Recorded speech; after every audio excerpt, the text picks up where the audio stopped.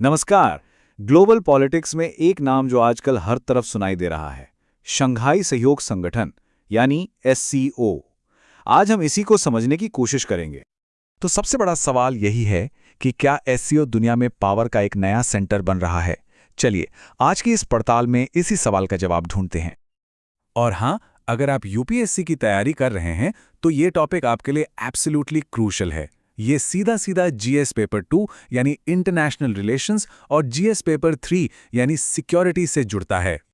आज हम क्या क्या देखने वाले हैं? पहले, एससीओ इतना जरूरी क्यों है? फिर ये संगठन आखिर है क्या? भारत का इसमें क्या स्टेक है? ग्लोबल बैलेंसिंग एक्ट में इसका क्या रोल है? लेटेस्ट समिट में क्या हुआ? और आखिर में एक फाइनल यूपीएससी एनालिसिस। तो चलिए सबसे पहले यही समझते हैं कि एससीओ को जानना सिर्फ जियोपॉलिटिक्स के लिए ही नहीं बल्कि एग्जाम में सक्सेस के लिए भी इतना जरूरी क्यों हो गया है। तो अब आते हैं मेन पॉइंट पर। आखिर ये शंघाई सहयोग संगठन है क्या चीज, कहां से शुरू हुआ, कौन कौन है इसमें और इसका मकसद क्या है? चलिए इसे डीकंस्ट्रक्ट करते हैं। इसकी कहानी शुरू होती है शंघाई 5 से। एससीओ बनने से भी पहले यही इसका ओरिजिनल वर्जन था। इसे बेसिकली बॉर्डर डिस्प्यूट्स और रीजनल सिक्योरिटी इश्यूज को सुलझाने के लिए बनाया गया था।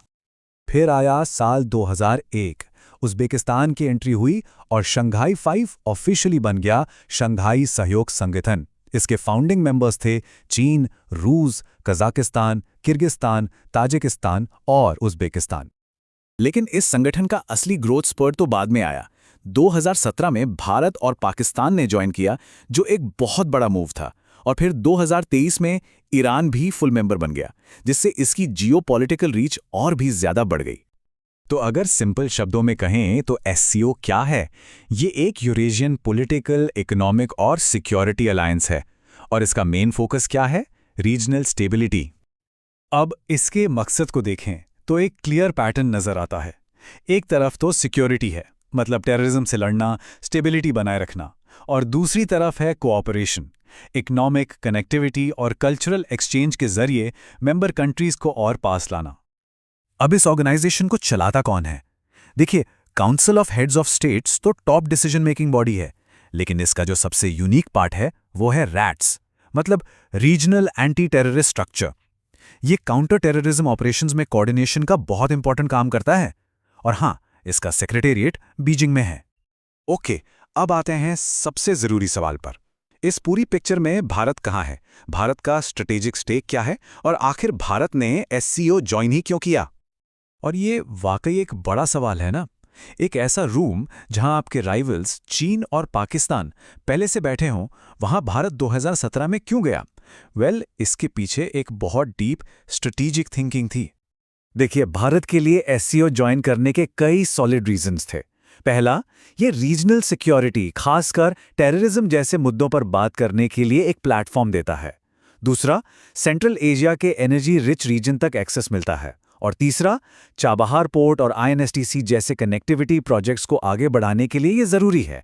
बेसिकली, ये रीजनल पॉलिटिक्स में अपनी बात रखने का एक मौका है।